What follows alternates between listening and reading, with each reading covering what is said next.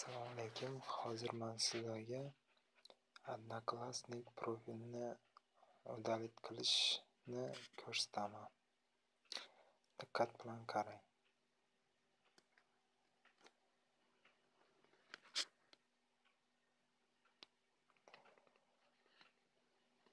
Profilingizni polniy versiyasiga o'tasiz, ya'ni kompyuterning versiyasiga.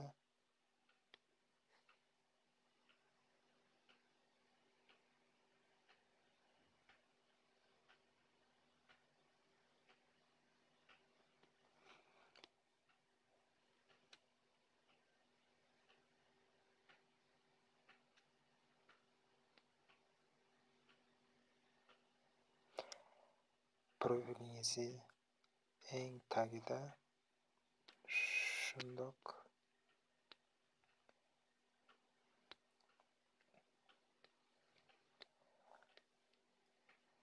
mana shu so'zlarning orasida reglament so'zi bor.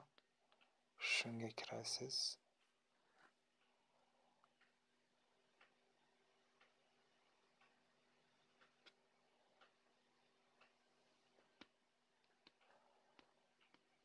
Mana reglament bu yerda mana shunaqa Odnoklassnikni yopadigan barcha ogohlantirishlar ko'rsatilgan.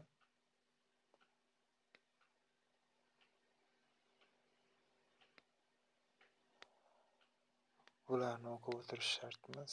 Eng tagida bizga kerakli joy bor.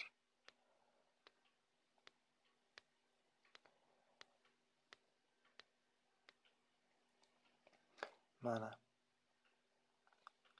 xizmatni rad etish degan joyni bosamiz va mana bizga eng kerakli joyi mana aytayaptiki, kompaniya siz o'z profilingizni o'chirmoqchi bo'lgan sababni ko'rsating deyapti. Bizlar ko'rsatishimiz kerak. Sizga bu Odnoklassnik profil nimaga yoqmadi? O'shaning sababini siz bu yerda pichitga qoldirishingiz kerak. Misol, meni xizmatning dizayni va narxi umuman qanoatlantirmadi deb yozilgan.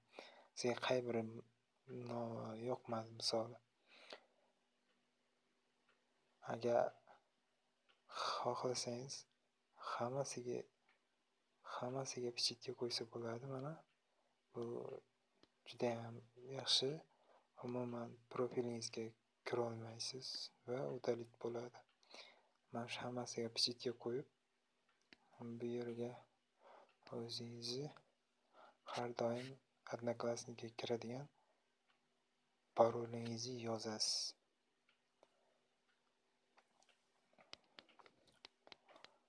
Mana shunaqa yoziladiki, o'zingizni parolingizni kiritasiz va mana shu yerda mana o'chirish tugmasi bor. Shu bilan profil yopiladi.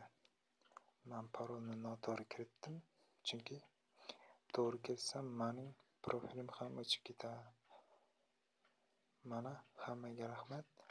Agar video yoqsa like yoki podpiska qoldiringlar.